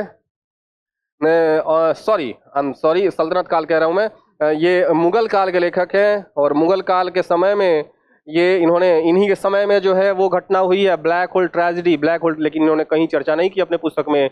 इन पुस्तक का नाम है सियर उल मुतखरीन। सियर उल मुतखरीन, इनके पुस्तक का नाम है गुलाम हुसैन तबतबाई। ये जो है इन्होंने पुस्तक लिखी है सियर उल मुख्तरीन। ये गुलाम हुसैन तबतबाई को कह सकते हैं अर्ली मुगल नहीं, पोस्ट मुगल। पोस्ट मुगल मतलब मुगलों का जब डिक्लाइनेशन हो रहा था, मुगलों की जब पतन हो रही थी, उस समय के ये लेखक है। तो मध्यकालीन बिहार के बारे में चर्चा करते हैं। इनके समय में अंग्रेज आ चुके थे, इवन यूरोपियन शक्ति आपस में स्ट्रगल कर रही थी भारत में मोनोपोली क्रिएट करने के लिए, एक अधिकार स्थापित करने के लिए। तो उस समय के ये लेखक है गुलाम हुसैन तबतबाई। इनका नाम, पुस्तक का नाम याद रखिएगा, Siyar ul Mutakhkherin. Which of the following is not a Bihar situated mahajanapada? Bihar में कौन सा, निम्नलिखित में से कौन सा बिहार में स्थित महाजनपद नहीं है? देखिए जी, कुल महाजनपद सिस्टम में हम पढ़ेंगे, लेकिन यहाँ पे जान जाइए कुल 16 महाजनपद हुआ करते थे, महाजनपद, ठीक है, जिसमें 3 महाजनपद जो है वो बिहार में था। 3 महाजनपद क्या था? बिहार में था। ये 3 महाजनपद कौन कौन से हैं? 3 महाजनपद जो हैं, एक तो मगध हो गया, दूसरा अंग हो गया, और तीसरा हमारा प्रथम गणतंत्र महासंघ हो गया वज्जी। कहाँ हो गया? वज्जी। तो ये 3 के अलावा भी अगर कोई भी नाम देता है तो हमारा नहीं होगा। कुछ और प्रमुख महाजनपद जैसे चेदी, जैसे कौशल, जैसे अवंती, जैसे गंधार, है ना, तो ये जो है कुछ और प्रमुख जो है हमारे महाजनपद थे। तो यहाँ पे आंसर क्या होगा? वत्स। वत्स भी हमारे महाजनपद हैं। तो वत्स और भी कुछ, आपको 16 का 16 याद नहीं करना है, लेकिन कुछ प्रमुख आपके दिमाग में होने चाहिए। जैसे अवंती, अवंती के शासक जो हैं वो प्रद्योतसेन थे। प्रद्योतसेन के इलाज के लिए ही जीवक को भेजा जाता है बाद में। और उसके बाद जो है अगला जो है कौशल नरेश की पुत्री से शादी करते हैं हमारे बिंबिसार बाद में चल के। फिर जो है हमारे उसके बाद अवंती हो गया, कौशल हो गया, चेदी हो गया, वत्स हो गया, गंधार हो गया। तो और भी कई सारे महाजनपद हैं, लेकिन ये कुछ प्रमुख महाजनपद हैं। चलिए अगले प्रश्न में बढ़ते हैं। महाजनपद में हम लोग 16 का 16 महाजनपद देखेंगे, ठीक है। अगले प्रश्न में बढ़ते हैं। अगला प्रश्न क्या कहता है? अगला प्रश्न कहता है क्वेश्चन नंबर 27। क्वेश्चन नंबर 27 क्या कहता है? In which text Magadh was mention for the first time? Magadh का उल्लेख सर्वप्रथम किस ग्रंथ में हुआ है? सबसे पहले जो है इसका उल्लेख ऋग्वेद में हुआ है। कहाँ पे हुआ है? ऋग्वेद में हुआ है सबसे पहले मगध का उल्लेख। इसके लिए वर्ड यूज किया गया है व्रात्य। क्या यूज किया गया है? व्रात्य। व्रात्य शब्द यूज किया गया है, ठीक है, व्रात्य शब्द यूज किया गया है मगध के लिए। ये जो है ये इस धरती को, मगध की धरती को नॉन आर्यन माना जाता रहा है। क्या माना जाता रहा है? नॉन आर्यन माना जाता है, गैर आर्य धरती मानी जाती रही है। और मगध को हे दृष्टि से आर्यन देखा करते थे, उनको अछूत मानते थे, क्योंकि ये मगध आर्यन पद्धति को नहीं मानते थे। तो आगे बढ़ते हम लोग, अगले प्रश्न में बढ़ते हैं। अगला प्रश्न क्या कहता है? अगला प्रश्न कहता है, तो मगध का सबसे पहले उल्लेख कहाँ पे है? ऋग्वेद में है। मगध का उल्लेख ऋग्वेद में है। अगला प्रश्न, विच of the following literature give us knowledge of the history of Bihar? निम्नलिखित में से कौन सा साहित्य में बिहार के इतिहास का ज्ञान देता है? अंगुत्तर निकाय बौद्ध धर्म की पुस्तक है। भगवती सूत्र, ये भगवती सूत्र जैन धर्म की पुस्तक है। किसकी पुस्तक है? जैन धर्म की पुस्तक है, ग्रंथ है। दिग् निकाय, ये तीनों ही पुस्तक बिहार के इतिहास के बारे में बताते हैं। हाँ, क्योंकि बौद्ध धर्म और जैन धर्म दोनों की उत्पत्ति कहाँ से हुई है? बिहार की धरती से हुई है। तो इससे संबंधित पुस्तकों में बिहार की चर्चा मिलना स्वाभाविक है। तो यहाँ पर अंगुत्तर निकाय, भगवती सूत्र और दिग् निकाय तीनों ही जो है पुस्तक जो है बिहार के इतिहास के बारे में जानकारी देते हैं। उपरोक्त में से एक से अधिक, मोर than one of the above is the correct answer. हमें आगे बढ़ना चाहिए। आगे बढ़ने के क्रम में हमारे सामने अगला क्वेश्चन निकल के आता है, क्वेश्चन नंबर 30। क्वेश्चन नंबर 30 क्या कहता है? देखिए जरा सा, क्वेश्चन नंबर 30 क्या कहता है? तो 30 नंबर प्रश्न क्या कहता है? 30 नंबर प्रश्न कहता है, in which text the word Bihar was used for the first time? पहली बार बिहार शब्द किस ग्रंथ में हुआ है प्रयोग? तो सबसे पहले बिहार शब्द का प्रयोग अथर्ववेद में किया गया है। सबसे पहले किस में किया गया है? अथर्ववेद में। हमारा बी आंसर होगा, ना तो ऋग्वेद होगा, ना शतपथ ब्राह्मण होगा, ना बृहदारण्यक उपनिषद होगा। ठीक है, अगर पहला जो ग्रंथ है पहली बार पूछ रहा है, बाद में चल के इन सब में होगा, शतपथ ब्राह्मण में भी बिहार की चर्चा है, लेकिन यहाँ पे प्रश्न पूछा जा रहा है कि पहली बार कहाँ पे प्रयोग हुआ, ठीक है ना। अब यहाँ पे शतपथ ब्राह्मण काट दिया, इसका मतलब नहीं कि शतपथ ब्राह्मण में बिहार की चर्चा नहीं है यहाँ पे शतपथ ब्राह्मण में बिहार की चर्चा। लेकिन प्रश्न है कि सबसे पहले कहाँ पे प्रयोग किया गया है। तो सबसे पहले कहाँ पे प्रयोग किया गया है? सबसे पहले अथर्ववेद में प्रयोग किया गया है। सबसे पहले कहाँ पे प्रयोग किया गया है? अथर्ववेद में बिहार शब्द का प्रयोग किया गया है। चलिए अगले प्रश्न में बढ़ते हैं। अगला प्रश्न क्या कहता है? Question number 31। क्वेश्चन नंबर 31 क्या है? Who of the following is author of Akbarnama? बहुत फेमस बुक है, बहुत बार पूछा जा चुका है, ठीक है। तो इस पुस्तक के लेखक और कोई नहीं हमारे ऑप्शन नंबर सी है अबुल फजल। अबुल फजल ने अकबरनामा लिखा है और अकबरनामा में मुगल कालीन इतिहास के बारे में जानकारी मिलती है। और जब मुगल कालीन इतिहास के बारे में जानकारी मिलती है तो हमें पता चलता है कि मुगलों का तो कंट्रोल बिहार पे भी था, तो बिहार के इतिहास के बारे में भी हमें यहाँ से जानकारी प्राप्त होती है। तो यहाँ पे अकबरनामा, अकबरनामा का लेखक कौन है? अबुल फजल। अकबरनामा का लेखक कौन है? मिनहाज सुराज के पुस्तक के बारे में हमने चर्चा कर लिया है, तबकाते नासरी, और इसका नाम याद रखना है। ठीक है, एक और पुस्तक है, बहुत फेमस पुस्तक है, इख्तिसान देहलवी का। इख्तिसान देहलवी का बसाती उल उन्स, बसाती उल उन्स, इख्तिसान देहलवी का बासित उल उन्स, बासित उल उन्स। और इस पुस्तक में तिरहुत के बारे में जानकारी दिया गया है। किसके बारे में जानकारी दिया गया है? तिरहुत के बारे में जानकारी दिया गया। याद रखिएगा, बहुत फेमस पुस्तक है इख्तिसान देहलवी का बासित उल उन्स, जिसके बाद जिसमें किस क्षेत्र के बारे में चर्चा है? बिहार के तिरहुत के बारे में चर्चा किया गया है। ठीक है, अगले प्रश्न में बढ़ते हैं। अगला प्रश्न क्या है? अगला प्रश्न क्वेश्चन नंबर 32। क्वेश्चन नंबर 32 कहता है which journey description amongst the following is considered a literary source of Bihar. निम्नलिखित में से किसकी यात्रा विवरण, क्योंकि आपको पता होना चाहिए कि बिहार बुद्ध की धरती रही है, बिहार बौद्ध धर्म की धरती रही है, जैन धर्म की धरती रही है। तो यहाँ पे एक महान यहाँ पे विदेशों से बहुत सारे यात्री आया करते थे बौद्ध धर्म की शिक्षा लेने, बौद्ध धर्म के बारे में जानने, जैन धर्म के बारे में जानने। और इस क्रम में यहाँ के शासकों के बारे में, यहाँ की राजनीति, जब उन्होंने अपनी यात्रा संस्मरण लिखी है, मेमोर्स जब लिखी है, ट्रैवेलॉग लिखा है, तो ट्रैवेलॉग में और मेमोर्स कह लीजिए जीवन वृतांत कह लीजिए, यात्रा संस्मरण कह लीजिए, इन दोनों कह लीजिए, तो इनमें जो जब उन्होंने चर्चा करी है तो सिर्फ उस समय के बौद्ध धर्म के बारे में चर्चा नहीं करी है, उस समय जिन जिन क्षेत्रों से ये गुजरे हैं उनके बारे में चर्चा किया, वहाँ की लोगों की सामाजिक स्थितियों के बारे में चर्चा किया, वहाँ के राजनीतिक व्यवस्थाओं के बारे में चर्चा किया है, वहाँ के शहरों के बारे में चर्चा किया, वहाँ के गाँव देहातों के बारे में चर्चा किया है। तो ये जो है कौन लोग हैं? तो फाहियान, वेनसांग, फाहियान और सिंह तीनों ने ही जो है तीनों ने ही बिहार की यात्रा की है और तीनों ने ही बिहार की यात्रा के क्रम में बिहार की चर्चा की है और बिहार के इस बारे में काफी कुछ अपनी पुस्तकों में लिखा है। तो आंसर क्या होगा? उपरोक्त में से एक से अधिक, मोर than one of the above, है ना। तो ये साहित्यिक स्रोत है, अपनी जो है ट्रेवेलॉग कह लीजिए या यात्रा संस्मरण कह लीजिए, मेमोर्स, लाइफ का मेमोर्स कह लीजिए संस्मरण। तो इसमें जो है इन्होंने बिहार के बारे में लिखा है। तो उपरोक्त में से एक से अधिक हो जाएगा, वेनसांग, फाहियान और इत्सिंग। ठीक है, अगले प्रश्न में बढ़ते हैं। अगला प्रश्न जो है क्या कहता है? अब इन तीनों के बारे में, अब वेनसांग किसके समय में आएगा, फाहियान किसके समय में आएगा और इत्सिंग किसके समय में आएगा, हम आगे देखते रहेंगे। फाहियान के बारे में पूरा डिटेल देखना है ना, तो हम पढ़ेंगे हम लोग। ठीक है, अभी सिर्फ सोर्सेस के बारे में पढ़ें, जितना मैक्सिमम नंबर ऑफ क्वेश्चन हम लगा सकते हैं वो आपके एग्जामिनेशन के लिए बढ़िया है। Who is the author of book name Rajni Ratnakar. Rajni Ratnakar पुस्तक के लेखक कौन है? तो और कोई नहीं, रजनी रत्नाकर का नाम जुड़ता है क्या विद्यापति से? नहीं, विद्यापति कृतिलता और कृति पताका इन्होंने लिखा है। नागार्जुन नहीं, चंद्रेश्वर। चलिए चंदेश्वर जो है इसके लेखक है। और ज्योतिरीश्वर जो है उन्होंने एक और पुस्तक लिखा है और ये पुस्तक है वर्ण रत्नाकर। कौन है? वर्ण रत्नाकर। और दोनों ही पुस्तक किसके बारे में चर्चा करते हैं? मध्यकालीन बिहार के बारे में चर्चा करते हैं। किसके बारे में? मध्यकालीन बिहार के बारे में चर्चा करते हैं, मध्यकाल की बिहार के बारे में चर्चा करते हैं। ठीक है, तो रजनी रत्नाकर के लेखक कौन है? चंद्रेश्वर। और वर्ण रत्नाकर के लेखक कौन है? ज्योतिरीश्वर। तो आगे बढ़ते हैं, हम लोग आगे बढ़ते हैं और अगले प्रश्न पे आते हैं। क्वेश्चन नंबर 34 क्या कहता है? क्वेश्चन नंबर 34 कुछ यूं है, चलिए देखते हैं। Question number 34, who of the following is incorrect, which of the following is incorrect. निम्नलिखित में से कौन सा गलत है?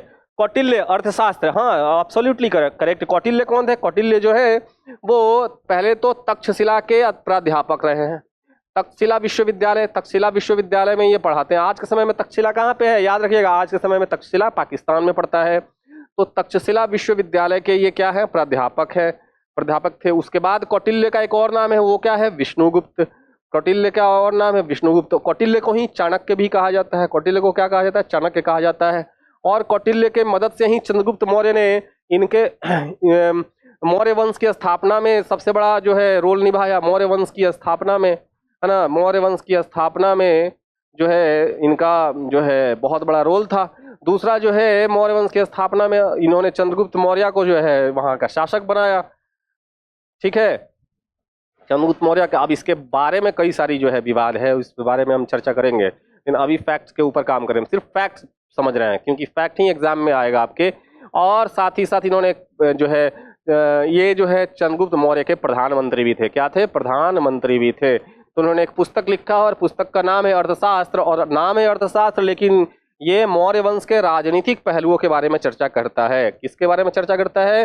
राजनीतिक पहलुओं के बारे में, पॉलिटिकल एस्पेक्ट्स के बारे में यहाँ पे जो है वो चर्चा करता है। ठीक है, तो यहाँ पे राजनीतिक पहलू के बारे में चर्चा की जा रही है अर्थशास्त्र में, ये सही है कौटिल्य। दूसरा है पाणिनि, अष्टाध्यायी। पाणिनि प्रथम व्याकरण की पुस्तक लिखी उन्होंने, अष्टाध्यायी। तीसरा है जियाउद्दीन बर्नी की पुस्तक है तारीख फिरोज शाही, ये भी सही है, तारीख फिरोज शाही एकदम सही है। तो तीनों ही पुस्तक का नाम और लेखक आपके कॉपी में नोट डाउन होना चाहिए अगर आपको पता नहीं है तो। अबुल फजल अभी अभी हुआ है, अबुल फजल ने बाबरनामा नहीं लिखा, बाबरनामा ने खुद बाबर साहब ने लिखा है। बाबरनामा किसने लिखा है? बाबर ने लिखा है, जिसको तुजुके बाबरी भी कहते हैं। क्या कहते हैं? तुजुके बाबरी भी कहते हैं, तुजुके बाबरी भी कहते हैं। और ये किस भाषा में था? तुर्की भाषा में, तुर्की में था। ठीक है, तो अबुल फजल की पुस्तक क्या है? अबुल फजल की पुस्तक है, अबुल फजल की पुस्तक है क्या है? अकबरनामा। क्या है? अकबरनामा। ठीक है, अगले प्रश्न में बढ़ते हैं। अगला प्रश्न हो गया, ये हो गया। तो 35 नंबर प्रश्न क्या कहता है ये देखे जरा सा, क्वेश्चन नंबर 35। ओके, तो क्वेश्चन नंबर 35 कुछ यूं है कि क्या है? कुछ यूं है, अच्छी बात है ना। क्वेश्चन नंबर 35 कहता है कि, देखते हैं आएंगे क्वेश्चन नंबर 35 पे। सॉरी, क्वेश्चन नंबर 35 कहता है कि विच of the following had visited Bihar in the Mughal period. Mughal period में निम्नलिखित में से किस यात्रियों ने यात्रा किया है? तो याद रखिएगा, John Marshall yes, this is correct. Peter मुंडी यस, मनुची यस, ये तीनों ने ही बिहार की यात्रा की है। अगर इसमें एक फ्रांसीय बर्नियर होता, फ्रांसीय बर्नियर ने बिहार की यात्रा नहीं की है, फ्रांसीय बर्नियर ने बिहार की यात्रा नहीं की है। इन तीनों ने ही बिहार की यात्रा की है। किस काल में? मुगल काल में। तो उपरोक्त में से एक से अधिक हमारा सही होगा, मोर than one of the above. John Marshall, Peter मुंडी, मनुची, है ना, इन सब ने जो है बिहार की यात्रा की है। फ्रांसीय बर्नियर ने बिहार की यात्रा नहीं की है, याद रखिएगा ये। चलिए अगले प्रश्न में बढ़ते हैं। अगला प्रश्न 36 नंबर क्या कहता है? 36 नंबर क्वेश्चन है, okay, question number 36। Okay, which of the following is related to the Greece. Greece, निम्नलिखित में से कौन ग्रीस से संबंधित है? देखिए जी, ये साहब मौर्य काल में राजदूत के रूप में आते हैं, एम्बेसडर के रूप में आते हैं सेल्यूकस निकेटर के तरफ से। सेल्यूकस निकेटर जो है वो चंद्रगुप्त मौर्य के ससुर हैं ना, क्योंकि चंद्रगुप्त मौर्य और सेल्यूकस निकेटर में एक बहुत बड़ा युद्ध होता है जिसमें निकेटर साहब हार जाते हैं, और इसके कारण जो है कंधार तक जो है चंद्रगुप्त मौर्य की जो है रूल जो है वो एक्सटेंड कर जाती है। अफगानिस्तान तक जो है मौर्य शासन स्थापित हो जाता है, और सेल्यूकस निकेटर को अपनी पुत्री की शादी करनी पड़ती है चंद्रगुप्त मौर्य से। शांति व्यवस्था स्थापित करने के लिए पीस ट्रीटी साइन होता है, और इस पीस ट्रीटी के अंतर्गत पूरी अफगानिस्तान तक जो क्षेत्र है वो किसको मिल जाती है? चंद्रगुप्त मौर्य को। सेल्यूकस निकेटर अपनी तरफ से एक राजदूत भेजते हैं और इसके यहाँ, किसके यहाँ? चंद्रगुप्त मौर्य के यहाँ। और चंद्रगुप्त मौर्य के यहाँ ये आते हैं और इनका नाम है मेगास्थनीज। क्या नाम है? मेगास्थनीज। और मेगास्थनीज ने एक पुस्तक लिखी है, इंडिका। मेगास्थनीज ने क्या लिखी है पुस्तक? एक इंडिका। दरअसल ये पुस्तक का स्वरूप बहुत एक स्वरूप में नहीं है, इसको अलग अलग सोर्सेस से कलेक्ट करके इसको पुस्तक का नाम रूप दिया गया है। आज के समय में जो इंडिका मिलती है वो अलग अलग, उसके बारे में अलग अलग पुस्तकों में चर्चाएं थीं, और उसको जो है वहाँ के ग्रीस के और वेस्टर्न जो फिलोसफर्स हैं उन्होंने एक जगह इकट्ठा किया और जो है उसको एक जगह सम्मिलित किया है, संग्रहित किया है। तो मेगास्थनीज जो है उस समय राजदूत थे, और इन्होंने ही बताया है किस प्रकार की जो है एडमिनिस्ट्रेटिव सिस्टम और थी मौर्य काल की, इन्होंने बताने की कोशिश की है। तो मौर्य काल के समय की दो पुस्तकें बहुत फेमस हैं, एक तो इंडिका और दूसरी है अर्थशास्त्र। इंडिका मेगास्थनीज द्वारा लिखित और तो ये ग्रीस से संबंध रखते हैं, ग्रीस से आए हुए हैं मेगास्थनीज। मेगास्थनीज जो है वो हमारे सही आंसर होंगे। मेगास्थनीज जो है ग्रीस से संबंध रखते हैं। अगला प्रश्न पढ़ते हैं। अगला प्रश्न क्या कहता है? Question number 37। क्वेश्चन नंबर 37 कहता है कि विच of the following is composition of Jyotirishwar. अच्छा, ज्योतिरीश्वर की कहाँ पुस्तक आएंगे? अभी चर्चा चली है। ज्योतिरीश्वर की पुस्तक कौन है? ऑप्शन है वर्ण वेद, वर्ण रत्नाकर, वर्ण परिचय या वर्ण व्यवस्था। वर्ण वेद, वर्ण रत्नाकर, वर्ण परिचय या वर्ण व्यवस्था, सब में वर्ण लगा हुआ है कंफ्यूज करने के लिए। तो आंसर क्या होगा? वर्ण रत्नाकर, क्या होगा आंसर? वर्ण रत्नाकर जो है ज्योतिरीश्वर द्वारा लिखा गया है। क्या लिखा गया है? वर्ण रत्नाकर, और बाकी आंसर हमारा नहीं होगा, वर्ण रत्नाकर हमारा करेक्ट आंसर होगा। 37 नंबर हो गया। 37 के बाद 38 पे चलते हैं। 38 नंबर जो है क्या कहता है क्वेश्चन? चलिए अगला क्वेश्चन कहता है कि knowledge of mahajanapada was first acquired from which of this text. Mahajanapada के बारे में सबसे पहले किस पुस्तकों में लिखी गई थी? अब बात वहीं से आ गई कि यहाँ पे लिखा हुआ है भगवती सूत्र, अंगुत्तर निकाय, दीघ निकाय। आपको पता है कि जिस समय महाजनपदों का उदय हो रहा था, महाजनपद थे पहले से, और जिस समय मगध का उत्कर्ष हुआ उस क्रम में जनपद तो महाजनपद तो 16 के 16 थे ही, लेकिन इस समय जिस समय बौद्ध धर्म और जैन धर्म की उद्भव हो रही है, एवोल्यूशन हो रहा है, उस दौरान मगध का भी उत्कर्ष हो रहा है। मगध भी एक पावरफुल स्टेट के तौर पे डेवलप हो रहा है। उसके अपने कारण हैं, उसके अपने कॉजेज हैं, क्यों हुआ, कैसे हुआ, उस पर हम चर्चा करेंगे बाद में। लेकिन ये वो वक्त है जिसमें मगध का उत्कर्ष हो रहा है। तो उस दौरान जो है महाजनपदों, और उस समय ही बिहार भले महाजनपदों की बौद्ध धर्म की और जैन धर्म का उद्भव भी हो रहा है, और महाजनपद का भी उस समय उपस्थिति है, एग्जिस्टेंस है। तो इन तीनों ही पुस्तक में जो है महाजनपदों की चर्चा हो रही है, भगवती सूत्र में भी, अंगुत्तर निकाय में भी और दीघ निकाय में भी। तो आंसर क्या होगा हमारा? उपरोक्त में से एक से अधिक तीनों ही पुस्तकों में महाजनपदों की चर्चा की गई है। अगले क्वेश्चन पे चलते हैं। क्वेश्चन नंबर 39 क्या कहता है? क्वेश्चन नंबर 39 कहता है कि the ancient coins recovered from Bihar are originally the Ahat coins only which are known to be different names। Bihar से प्राप्त प्राचीन सिक्के मूलतः आहत सिक्के ही हैं, जिन्हें अलग अलग नामों से जाना जाता है। अब आहत सिक्के को और किस नाम से जानते हैं? पारण, कारशकन, करशपन और धारण है ना। धारण क्या है? पर्ड, गलत, यहाँ पे गलत है, पर्ड या कारशपन, ठीक है, कारशपन या यहाँ पे धारण। क्या तीनों नाम से जानते हैं या किसी एक नाम से जाना जाता है आहत सिक्के को? ये तीनों ही शब्द अलग अलग जगह पे अलग अलग शब्द प्रयोग किया गया है। पर्ण, कारशपण और धारण, धारण तीनों ही यूज किया गया आहत सिक्कों के लिए। प्राचीन सिक्के हैं आहत, ठीक है। तो आहत सिक्के बहुत जगह पाए गए, जिसमें से मोतिहारी भी प्रमुख स्थान है। मोतिहारी से भी जो है आहत सिक्के पाए गए हैं, तो उस पर भी क्वेश्चन हमारा आएगा। तो ये जो है क्वेश्चन नंबर 39 था हमारा। क्वेश्चन नंबर 39 के साथ हम चलते हैं अगले क्वेश्चन पे। आहत सिक्के से संबंधित प्रश्न हो गया हमारा। तो अगला प्रश्न क्वेश्चन नंबर 40 और आज का सबसे अंतिम क्वेश्चन है कि which had made a mention of cave build by Ashoka and his grandson Dasharatha on the Barabar hill. बराबर की पहाड़ी पर अशोक और उसके पोते दशरथ द्वारा बनाई गई गुफाओं का उल्लेख किसने किया है? तो ये साहब है मेजर किट्टो ने बताया है कि अशोक और दशरथ ने बराबर की पहाड़ियों में गुफाओं का निर्माण किया था भिक्षुओं के रहने के लिए, ठीक है। तो आशा है ये लेक्चर आपको बहुत पसंद आई होगी, बहुत अच्छी लगी होगी। और बिहार स्पेशल की लेक्चर शुरू हो चुकी है, अब ऐसे ही लेक्चर आती रहेगी बिहार स्पेशल।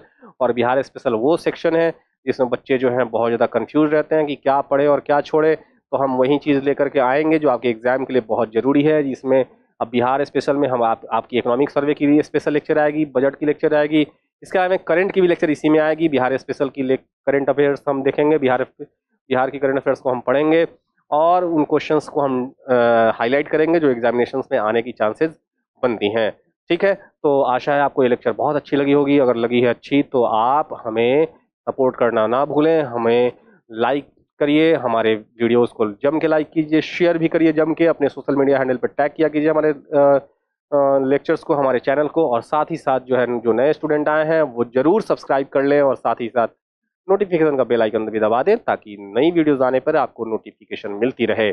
इसी के साथ लेता हूं आपसे विदा। मिलते हैं हम लोग अगले लेक्चर में। अगला लेक्चर हमारा जो है प्री हिस्टोरिक पीरियड का लेक्चर होगा, उस पर हम लोग क्वेश्चंस करेंगे। ओके, तो एंजॉय वीडियो और मिलते हैं हम लोग अगले वीडियो में। तब तक के लिए धन्यवाद।